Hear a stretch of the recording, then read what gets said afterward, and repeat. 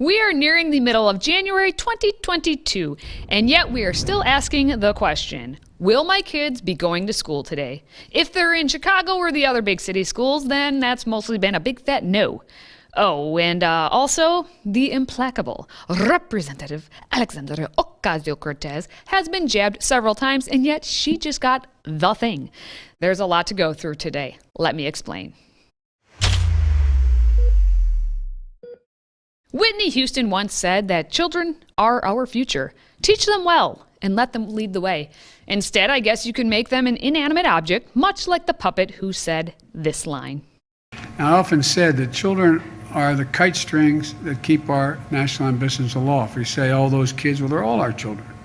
They're all our children. And they are the kite strings that literally lift our national ambitions aloft. I literally agree with Whitney. R.I.P.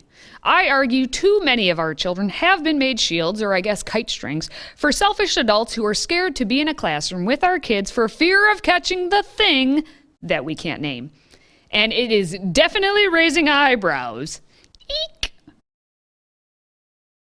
I know I need about 50 more years of Botox to get to that height. Now, the latest standoff was between the Chicago Teachers Union and the City of Chicago, as 340,000 students were just left in the crosshairs, not given the education they deserve.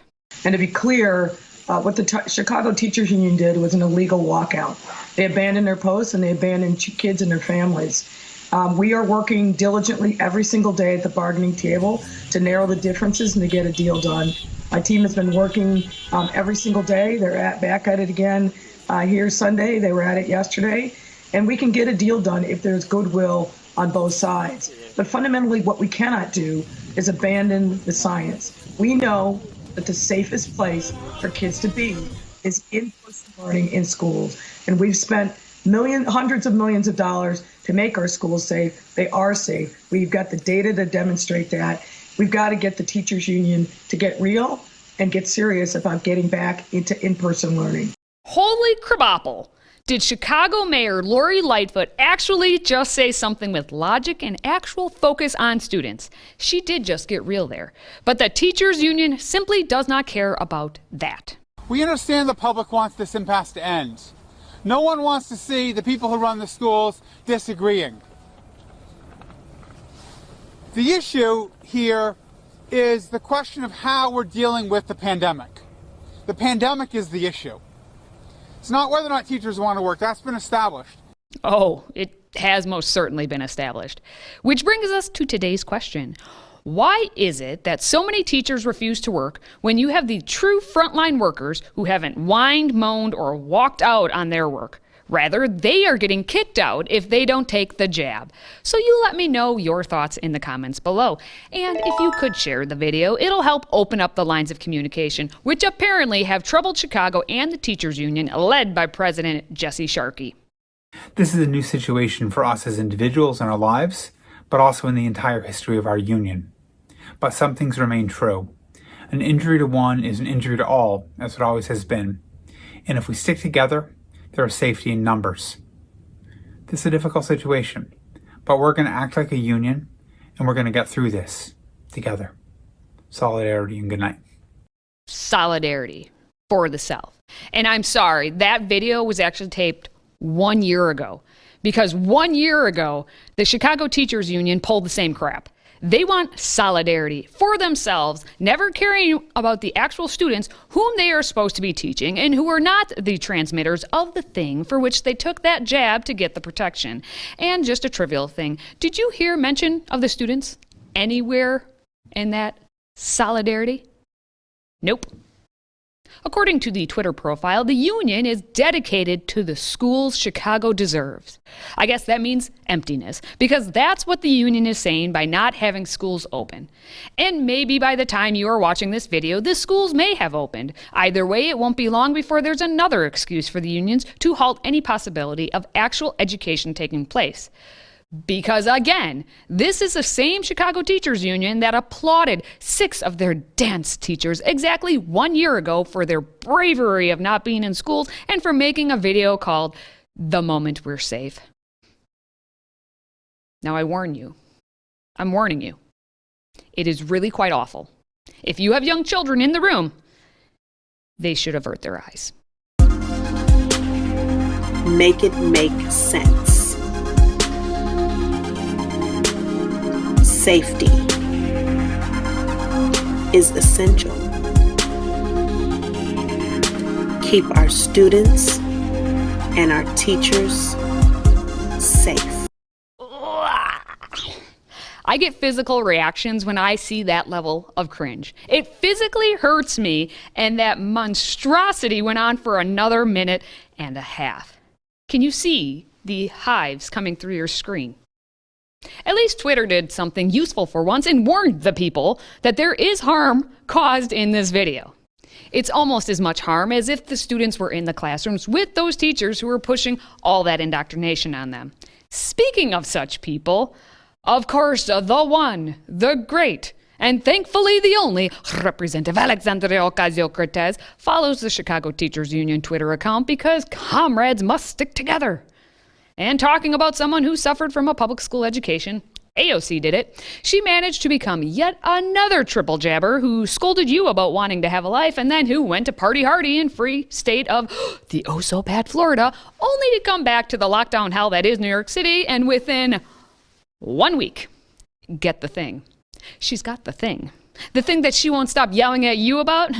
That thing. Her catching the thing told us all that venereal diseases are not the only things you can catch at a drag queen bar in Miami.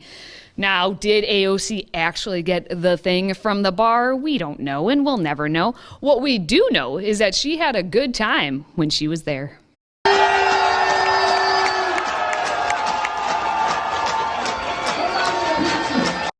Whoever posted that video clearly wants to sleep with AOC.